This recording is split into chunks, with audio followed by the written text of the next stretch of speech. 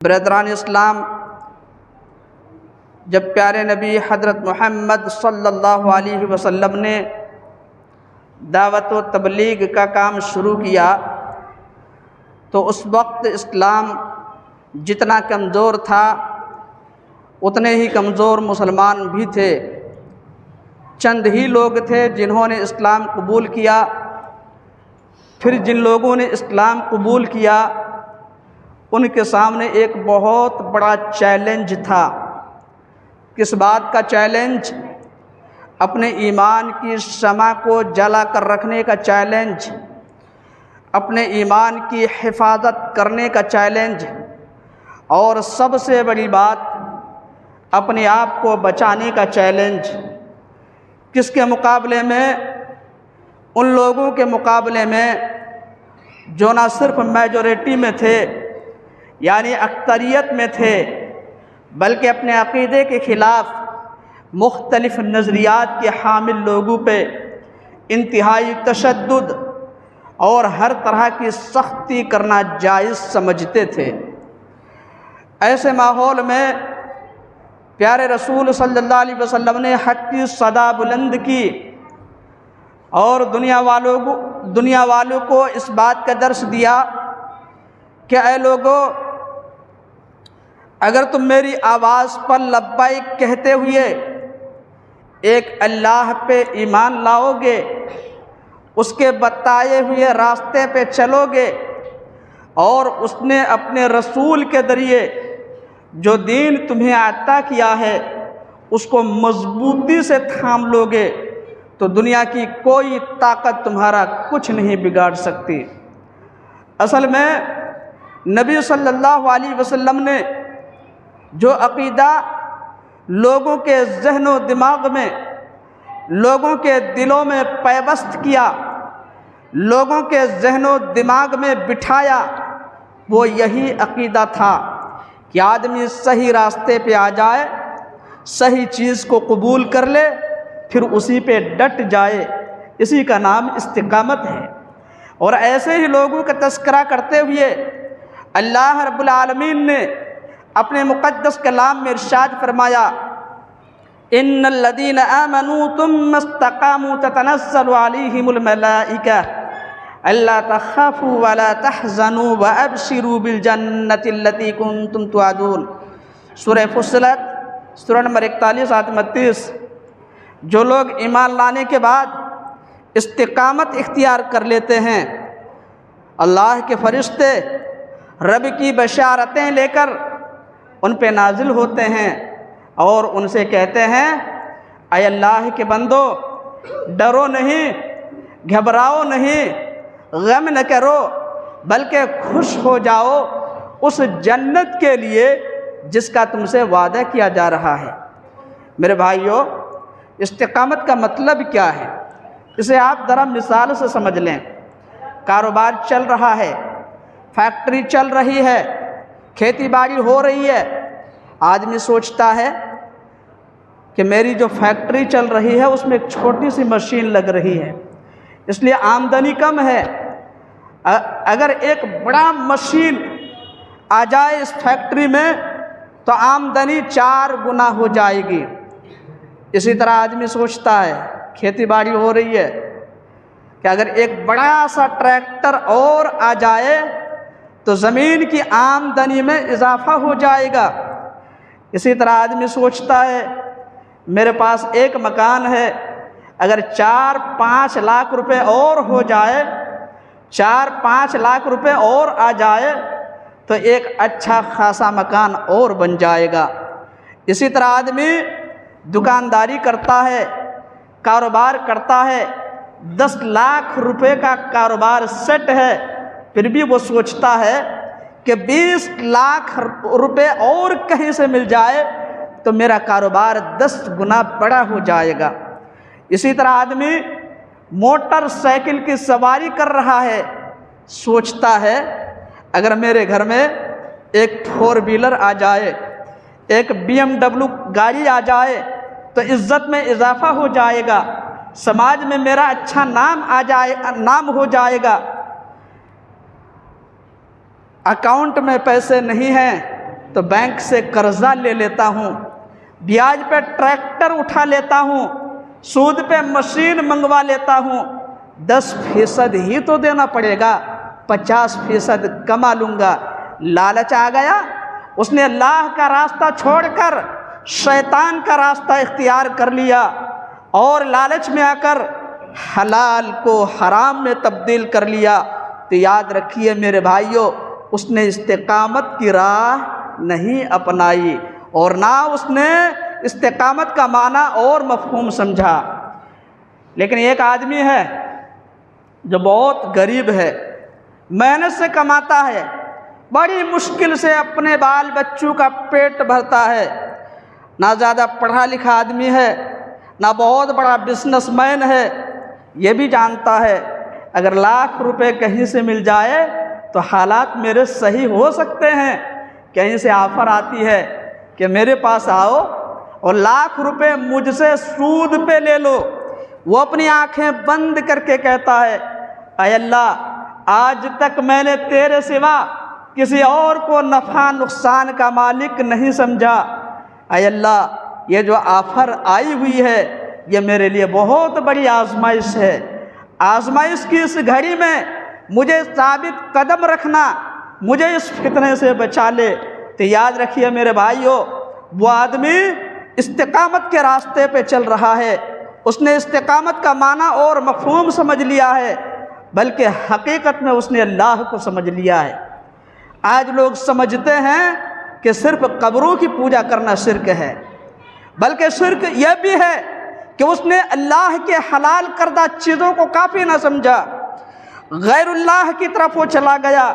اللہ نے سود سے منع کیا، غیر اللہ نے سود کی اجازت دے دی، اس نے سود کو قبول کر لیا، اس نے اللہ کو نفع نقصان کا مالک نہ سمجھا بلکہ غیر اللہ کو نفع نقصان کا مالک سمجھ لیا۔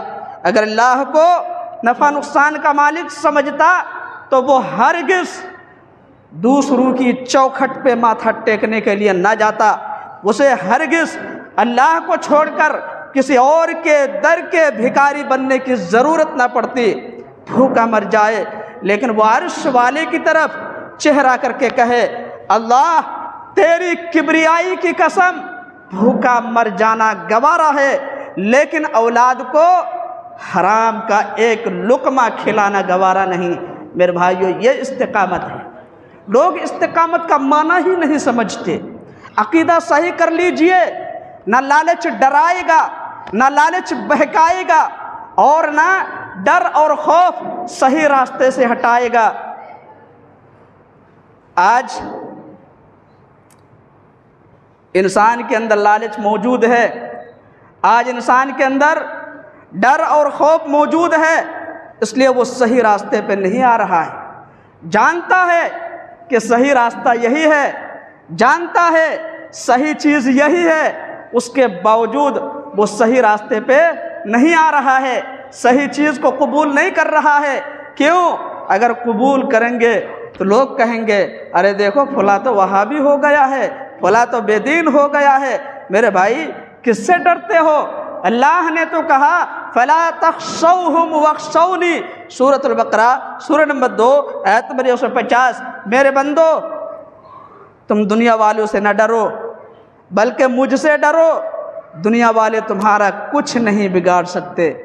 میرے بھائیوں، جو اللہ کے لیے سب کچھ چھوڑنے کے لیے تیار ہو جاتا ہے، جو اللہ کے لیے بھوکا مرنے کو تیار ہو جاتا ہے، اللہ اسے کبھی تنہا نہیں چھوڑتا، اللہ اسے کبھی بھوک سے مرنے نہیں دیتا، کیونکہ اللہ وہ ہے، قُلِ اللَّهُمَّ مَالِكَ الْمُلْكِ تُؤْتِي الْمُلْكَ مَن تَشَاءُ وَتَنزِعُ الْمُلْكَ مِمَّن تَشَاءُ وَتُعِزُّ مَن تَشَاءُ وَتُذِلُّ مَن تَشَاءُ بِيَدِكَ الْخَيْرُ إِنَّكَ عَلَى كُلِّ شَيْءٍ قَدِيرٌ، سورہ آل عمران سورہ نمبر 3 آیت نمبر 26۔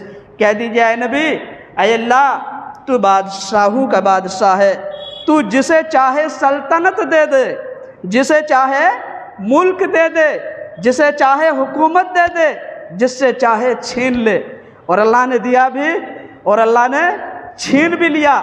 اب دیکھیے، دیکھ لیجئے آپ، چائے والے کے ہاتھ میں اللہ نے ملک دے دیا، انہوں نے خود کتنی دفعہ کہا ہے کہ میں پہلے چائے بیچا کرتا تھا، تو چائے بیچنے والے کے ہاتھ میں اللہ نے ملک تھما دیا، اور جن کے باپ دادا اس ہندوستان کی دھرتی پہ تقریباً 1000 سال تک، 900 سال تک حکومت کری، آج وہ کلکتہ کی گلیوں میں بھیک مانگتے ہوئے نظر آ رہے ہیں، یا میسور کی گلیوں میں رکشہ چلاتے ہوئے آ رہے ہیں۔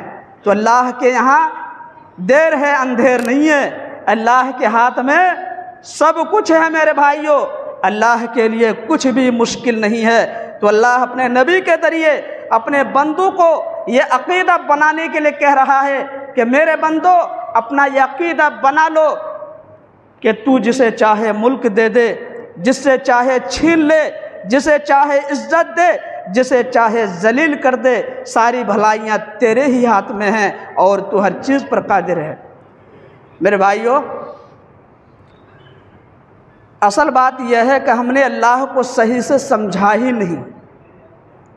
ہم نے اللہ کو سمجھا صرف عبادت کے لیے کہ جس کے سامنے رکوع اور سجدے کیے جاتے ہیں، بس یہ اللہ ہے۔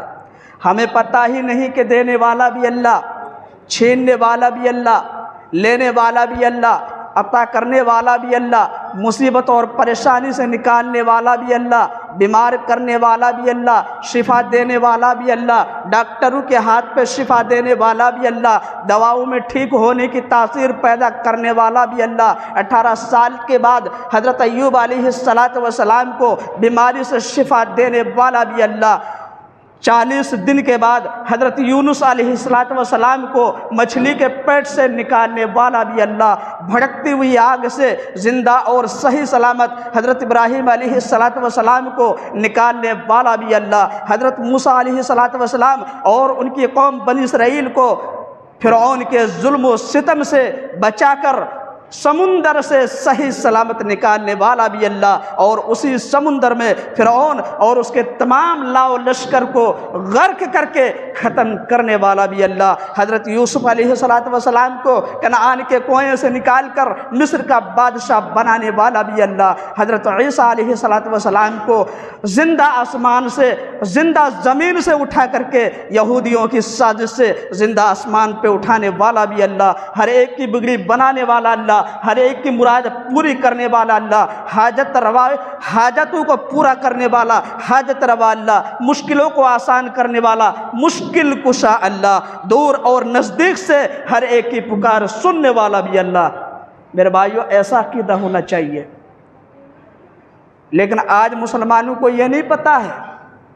آج مسلمانوں کو صرف اتنا معلوم ہے کہ اللہ اس کو کہتے ہیں کہ مسجد میں جا کر کے جس کے سامنے ماتھا ٹیکا جاتا ہے، باقی نفع بینکوں کے پاس ہے یا خود ساختہ پیروں کے پاس ہے یا باباؤں کے پاس ہے، پھر اللہ کہاں گیا؟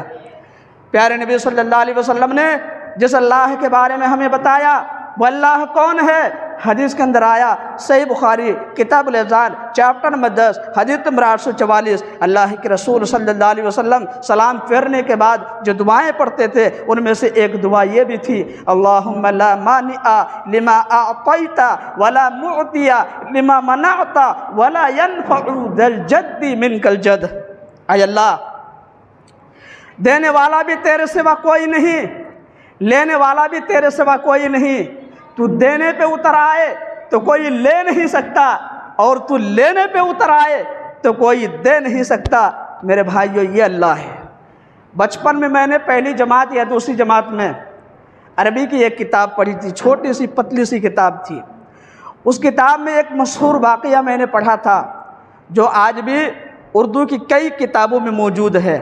واقعہ یہ ہے کہ اللہ کے رسول صلی اللہ علیہ وسلم کسی جنگ سے واپسی کے بعد ایک درخت کے نیچے آرام فرمانے لگے۔ صحابہ کرام تھوڑی دور پہ آرام فرما رہے تھے، آپ نے درخت سے تلوار لٹکا دی۔ ایک کافر چپ چاپ آیا اور اس نے تلوار اپنے ہاتھ میں لے لی اور سوئے ہوئے نبی کی گردن پہ رکھ دی۔ نبی صلی اللہ علیہ وسلم کی آنکھ کھل گئی۔ اس نے کہا، من یمنعک منی، اے محمد صلی اللہ علیہ وسلم، تجھے مجھ سے کون بچائے گا؟ میرے بھائیوں، استقامت کا معنی سمجھیے۔ آج جب تک آزمائش نہیں، ہم اور آپ مسلمان ہیں، لیکن جیسے ہی آزمائش شروع ہوتی ہے، امتحان شروع ہوتا ہے، تو ہماری تمام مسلمانیت ختم ہو جاتی ہے، ہمارا ایمان ختم ہو جاتا ہے۔ جبکہ اللہ نے کہا اگر مسلمان ہو تو تمہیں امتحان دینا پڑے گا، اور کئی طرح کے امتحان سے تمہیں گزرنا پڑے گا۔ اللہ نے کہا وَلَنَبْلُوَنَّكُمْ بِشَيْءٍ مِّنَ الْخَوْفِ وَالْجُوعِ وَنَقْصٍ مِّنَ الْأَمْوَالِ وَالْأَنفُسِ وَالثَّمَرَاتِ وَبَشِّرِ الصَّابِرِينَ۔ سورۃ البقرہ سورہ نمبر 2 آیت نمبر 155۔ امتحان تمہاری جانوں کا ہوگا، تمہارے مالوں کا ہوگا، تمہارے کاروبار کا ہوگا، تمہارے رزق کا ہوگا، تمہاری اولاد کا ہوگا، اور جو ان حالات میں صبر کر لے، اے نبی آپ اسے خوشخبری سنا دیں۔ آج لوگوں کو پتہ ہی نہیں کہ امتحان کسے کہتے ہیں۔ تھوڑا سا امتحان آیا، ہوا اکھڑنے لگتی ہے، قدم اکھڑنے لگتے ہیں، حوصلہ ٹوٹ جاتا ہے، دل ڈوب جاتا ہے۔ اب کیا ہوگا؟ میرے بھائیوں، یہ استقامت نہیں ہے، بلکہ استقامت یہ ہے کہ سامنے دشمن ننگی تلوار لے کے کھڑا ہے اور وہ للکار رہا ہے من یمنعک منی، محمد صلی اللہ علیہ وسلم، کہ آج تجھے مجھ سے کون بچائے گا۔ موت کو اتنا قریب دیکھ کر بھی نبی رحمت صلی اللہ علیہ وسلم کے لبوں پہ مسکراہٹ آ گئی۔ فرمایا اللہ، موت تیرے ہاتھ میں نہیں ہے، موت عرش والے کے ہاتھ میں ہے۔ اگر عرش والا نہ چاہے تو میرا ایک بال بھی نہیں اکھاڑ سکتا۔ نبی نے اللہ کا نام لیا، کافر پہ لرزہ طاری ہو گیا، ہاتھ سے تلوار چھوٹ کے گر پڑی۔ نبی نے تلوار پکڑ لی اور آپ نے کہا اس کی گردن پہ تلوار رکھتے ہوئے، اب بتا تجھے مجھ سے کون بچائے گا؟ وہ کافر منتیں کرنے لگا، گھگیانے لگا، کہنے لگا کہ آپ مجھے معاف کر دیں۔ تو اللہ کے رسول صلی اللہ علیہ وسلم نے فرمایا نہیں، تجھے بھی میرا رب ہی بچا سکتا ہے۔ اللہ اکبر، وہاں بھی توحید کا درس دے دیا۔ میرے بھائیوں، آج ہماری بے دینی، آج ہماری بے راہ روی اور دین سے دوری کا سبب یہ ہے کہ آج ہم نے اللہ کی اس طریقے سے قدر نہیں کی جس طریقے سے اللہ کی قدر کرنی چاہیے تھی۔ وَمَا قَدَرُ اللَّهَ حَقَّ قَدْرِهِ، سورۃ الانعام سورہ نمبر 6 آیت نمبر 91، کہ ہم نے اللہ کی قدر کو پہچانا ہی نہیں، ہم نے اللہ کی قدر کو جانا ہی نہیں۔ اگر ہم اللہ کی قدر کو جانے ہوتے، اگر ہم اللہ کو صحیح طریقے سے سمجھے ہوتے، تو آج ہم کسی دوسرے کے چوکھٹ پہ اپنا ماتھا ٹیک نہ رہے ہوتے، ہمیں دوسروں کے در پہ جانے کی ضرورت نہ ہوتی، ہمیں دوسروں کے سامنے اپنا ہاتھ پھیلانے کی ضرورت نہ پڑتی۔ آج ہم اپنے آپ سے پوچھیں، اپنے ضمیر سے پوچھیں، اپنے دل سے پوچھیں، کیا ہم مسلمان ہیں؟ کیا ہم مومن ہیں؟ ارے مومن تو وہ تھے کہ محمد صلی اللہ علیہ وسلم ایک شخص پہ ناراض ہو گئے۔ اب میں 2-4 واقعات آپ کے سامنے رکھتا ہوں، اور یہ سارے واقعات رحیق المختوم سے میں نے مطالعہ کیا ہے۔ رحیق المختوم کے بارے میں آپ کو معلوم ہونا چاہیے، یہ سیرت کی سب سے بہترین کتاب ہے، کیونکہ اس کے رائٹر علامہ صفی الرحمن مبارک پوری رحمۃ اللہ علیہ، اللہ انہیں غریق رحمت کرے، انہیں کروٹ کروٹ جنت نصیب فرمائے۔ سیرت کی یہ کتاب لکھنے پہ پوری دنیا پہ انہیں پہلی پوزیشن ملی تھی۔ اسی کتاب سے میں نے یہ واقعات نقل کیا ہے۔ ابتدائی اسلام میں مسلمانوں پہ جب ظلم و ستم کے پہاڑ توڑے جا رہے تھے، وہی دوسری طرف کچھ مسلمانوں کو لالچ بھی دیا جا رہا تھا۔ تو یہاں اس طرح کے واقعات میں آپ کے سامنے رکھوں گا۔ محمد صلی اللہ علیہ وسلم اس شخص پہ ناراض ہو گئے۔ کون ہیں؟ ابی بن کعب رضی اللہ تعالیٰ عنہ۔ سوشل بائیکاٹ کر دیا کہ کوئی اس سے بات نہیں کرے گا، کوئی اس سے نہیں ملے گا۔ مدینہ اس وقت ایک معمولی سا گاؤں تھا۔ روم کا بادشاہ جو اس وقت کا سپر پاور تھا، جیسے آج امریکہ سپر پاور بنا ہوا ہے، اس نے اس صحابی رسول کو خط کے ذریعے پیغام بھیجا، سنا ہے تمہارے ساتھی نے تم کو چھوڑ دیا ہے، تمہارے ساتھی تم سے ناراض ہو چکے ہیں۔ ارے مدینہ کی چھوٹی سی بستی کی کیا حیثیت ہے، میرے پاس آ جاؤ، میں تمہیں بیٹی دینے کے لیے تیار، میں تمہیں بادشاہت کا حصہ دینے کے لیے تیار، میں تمہیں مال و دولت دینے کے لیے تیار ہوں۔ پورا مدینہ بیزار ہے، کوئی بات تک کرنے کے لیے تیار نہیں ہے، کوئی چہرہ تک دیکھنا گوارا نہیں کرتا، ابھی تک نہیں روئے، آنکھ سے آنسو نہیں نکلے، لیکن جیسے ہی وہ خط پڑھتے ہیں تو رونا شروع کر دیتے ہیں اور کہتے ہیں کہ اللہ میں اتنا گیا گزرا تو نہیں کہ دنیا کے مال پہ محمد کی محبت کو چھوڑ دوں صلی اللہ علیہ وسلم۔ کہنے لگے پوری دنیا کی دولت بھی اگر میرے قدموں پہ ڈال دی جائے تو محمد کو چھوڑنا تو دور کی بات، محمد کی طرف پیٹھ کر کے پلٹنا بھی گوارا نہیں صلی اللہ علیہ وسلم۔ یہ ہے سچی محبت اور یہ ہے سچے عاشق رسول۔ ہاں آگے بڑھیے، ایک اور واقعہ سن لیجئے۔ حضرت خبیب رضی اللہ تعالیٰ عنہ ایک صحابی ہیں، اسی رحیق المختوم میں یہ واقعہ بھی موجود ہے، آپ جا کے پڑھ لیجئے۔ کفار مکہ نے انہیں کہیں سے پکڑ لیا، پکڑ کر کے مکہ لے کے آئے، سولی پہ لٹکا دیا گیا، جلاد رسی کھینچنے کے لیے تیار، ان کے سینے پہ نیزہ کی نوک رکھ دی گئی۔ کفار مکہ نے کہا، مشرکین مکہ نے کہا، خبیب اگر جان بچانا چاہو تو بچا سکتے ہو۔ کہا کیسے بچا لوں؟ کہا اپنی زبان سے صرف ایک بات کہہ دو، کفر نہیں، شرک نہیں، صرف اتنا کہہ دو، کاش آج میری جگہ محمد کو سولی پہ لٹکایا جاتا صلی اللہ علیہ وسلم۔ اپنی آنکھیں بند کر لی، کہنے لگے وہ ظالمو تم ایک جان کے بارے میں کہتے ہو کہ میں اپنی جان بچا لوں اور میری جگہ پہ میرے نبی کو سولی پہ لٹکا دیا جائے۔ ظالمو سن لو، اگر میرے پاس 100 جانیں بھی ہوتی تو ایک ایک جان کو محمد کے لیے قربان کر دیتا صلی اللہ علیہ وسلم۔ میرے بھائیو، وہ تھے سچے عاشق رسول، اور اسے کہتے استقامت، یہ ہے سچی محبت۔ وہ تھے سچے عاشق رسول۔ آج کل کے یہ عاشق رسول کی طرح نہیں جو سڑکوں پہ مجرا کر رہے ہیں، سڑکوں پہ ناچ رہے ہیں ڈیگ کے ساتھ، باجے کے ساتھ، اور وہ ناچ رہے ہیں، اسلام کو بدنام کرنے کی کوشش کر رہے ہیں، اسلام کو بدنام کر رہے ہیں۔ کیا نبی صلی اللہ علیہ وسلم نے کبھی ایسی حرکت کی؟ کیا نبی کے ماننے والے صحابہ نے ایسی حرکت کی؟ یہ کیسی محبت ہے جو تم محبت کا ثبوت دے رہے ہو؟ ارے یہ ایسے کام ہیں جو عاشق رسول کا ہرگز نہیں ہو سکتا، یہ بلکہ یہ دشمن رسول کا ہو سکتا ہے۔ سچے عاشق کون تھے؟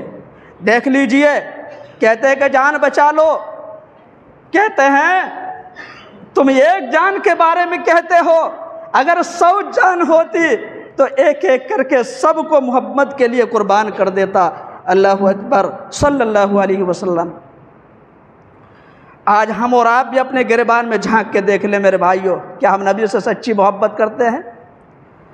اپنے آپ اپنے اعمال کا جائزہ لے لیں۔ میں عرض کروں گا تو شکایت ہوگی، آپ بولیں گے بہت کڑوا بول رہے ہیں، اپنے اعتبار سے سوچ لیں کہ ہماری شکل کیسی بنی ہوئی ہے، ہمارے اعمال کیسے ہیں، ہمارا عقیدہ کیسا ہے، ہمارے معاملات کیسے ہیں، اپنے اعتبار سے سوچ لیں۔ ہم نبی سے محبت کرتے ہیں، ہاں ہم نبی سے محبت کرتے ہیں، جب نبی جیسا چہرہ نہیں بنا سکتے تو کاہے کی محبت بھائی؟ بہرحال میرے بھائیوں، اسے کہتے ہیں استقامت، اور یہ ہے سچی محبت۔ ایک اور واقعہ سنا کر کے میں اپنی بات ختم کرتا ہوں۔ سمیہ رضی اللہ عنہا، ایک بوڑھی عورت، جوان بیٹے کی ماں، مادرزاد ننگی کر دی گئی، بالکل ننگی، بدن پہ کپڑے کا ایک ٹکڑا بھی نہیں، سامنے شوہر وہ بھی ننگے، سامنے جوان بیٹا وہ بھی ننگا، تینوں کے ہاتھ پاؤں باندھ دیے گئے، عرب کی گرم رتیلی زمین پہ لٹا دیا گیا اور کہا گیا پلٹ آؤ، کہنے لگی اگر آج کی ریت کا یہ عذاب جہنم کے عذاب سے بچا لے تو سودا مہنگا نہیں ہے، کس بات سے پلٹ آئیں۔ سمیہ رضی اللہ عنہا کو 2 اونٹوں کی کوہانوں سے باندھ دیا گیا، ایک ٹانگ ایک اونٹ کے ساتھ، دوسری ٹانگ دوسرے اونٹ کے ساتھ، ایک کا رخ مشرق کی طرف دوسرے کا رخ مغرب کی طرف۔ ابو جہل نے نیزہ اٹھا کر کہا سمیہ جانتی ہو تیرا کیا انجام ہونے والا ہے؟ کہنے لگی ابو جہل میرے انجام کی فکر نہ کرو، اپنے انجام کی فکر کرو، میرے انجام کی فکر نہ کرو، اپنے انجام کی فکر کرو، تیرا کیا انجام ہونے والا ہے قیامت کے دن، اس کے بدلے اس انجام کی فکر کرو۔ ارے اس انجام کے بارے میں کیا کہتے ہو؟ یہ تو تھوڑے سے وقت کے لیے ہے۔ اس زندگی کے بارے میں تم کیا کہتے ہو؟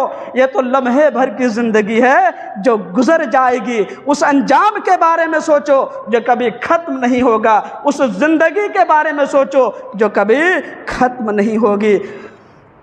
اس سے پہلے ایک دن نبی صلی اللہ علیہ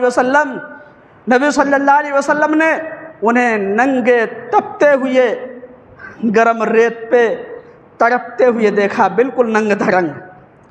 تو اللہ کے رسول صلی اللہ علیہ وسلم نے انہیں خوشخبری دی، صبر علی یاسر موعدکم الجنہ، اے یاسر کے گھرانے والوں خوشخبری ہو، تمہارے لیے خوشخبری ہے، دنیا کے دوسرے لوگ ایک ایک کر کے جنت میں جائیں گے لیکن تم سارے گھر والے اکٹھے جنت میں جاؤ گے۔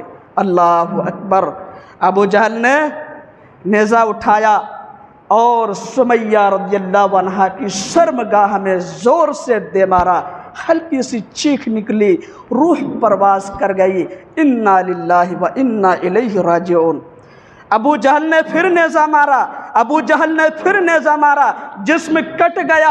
غلاموں کو حکم دیا کہ اونٹوں کو کھینچو، دونوں اونٹ کھینچتے ہوئے چلے گئے۔ سمیہ رضی اللہ عنہا کی لاش 2 ٹکڑے ہو کر کے زمین پہ گر پڑی، لیکن چہرے پہ اب بھی مسکراہٹ باقی ہے۔ دیکھنے والوں نے دیکھا، حیرت سے بولا ارے یہ کیسا ماجرا ہے، سمیہ کو اتنی بے دردی سے مارا گیا پھر بھی یہ مسکرا رہی ہے۔ ان لوگوں کو کیا معلوم کہ سمیہ رضی اللہ عنہا کو اللہ کے فرشتے جنت کی خوشخبری سنا رہے ہیں۔ وَأَبْشِرُوا بِالْجَنَّةِ الَّتِي كُنْتُمْ تُوعَدُونَ، خوش ہو جاؤ اس جنت کے لیے جس کا تم سے وعدہ کیا جا رہا ہے۔ میرے بھائیو، بے شمار واقعات ہیں سیرت کی کتابوں میں، احادیث کی کتابوں میں، پڑھیے اور اپنے آپ کو ٹٹولیے، اپنے ایمان کا جائزہ لیجئے، آپ کو سمجھ میں آ جائے گا کہ آپ مسلمان ہیں، کیا آپ مومن ہیں، کیا ہم مسلمان ہیں، ہم مومن ہیں، پتہ چل جائے گا آپ کو۔ آج تو ہم ایسے مسلمان ہیں کہ ایک وقت کی نماز پڑھنے کے لیے تیار نہیں ہیں، اس سے بڑی بے غیرتی کتنی ہو سکتی ہے؟ ہاں، کتنے لوگ ایسے ہوں گے یہاں پہ بیٹھے ہوئے جنہوں نے آج فجر کی نماز نہیں پڑھی، وہ اپنے گریبان میں جھانک لے، اپنے بارے میں سوچے کہ اللہ ایسے لوگوں کو معاف کرے گا۔ کتنے لوگ ایسے ہیں جو ایک وقت کی نماز نہیں پڑھتے، کتنے لوگ ایسے ہیں جو حرام خوری کرتے ہیں، وہ اپنے اعتبار سے سوچ لے کہ اللہ ان کو معاف کرے گا۔ ہاں، اسلام اتنی آسانی سے مل گیا ہے، اسلام کے لیے انہوں نے کتنی قربانیاں دی آپ کو معلوم ہے؟ انہوں نے جان کی پرواہ نہیں کی، انہوں نے مال کی پرواہ نہیں کی۔ یہ تو میں نے 2-4 واقعات آپ کو سنایا ہے، ورنہ سیرت کی کتابیں، احادیث کی کتابیں ایسے واقعات سے بھری پڑی ہیں۔ واقعات آپ پڑھیں گے حیرت سے اپنے دانتوں تلے انگلیاں دبانے کے لیے مجبور ہو جائیں گے، آپ حیرت میں ڈوب جائیں گے اور سوچنے پہ مجبور ہو جائیں گے کہ آج تو ہم کچھ بھی نہیں ہیں، ہم نے اسلام کے لیے کچھ بھی نہیں کیا،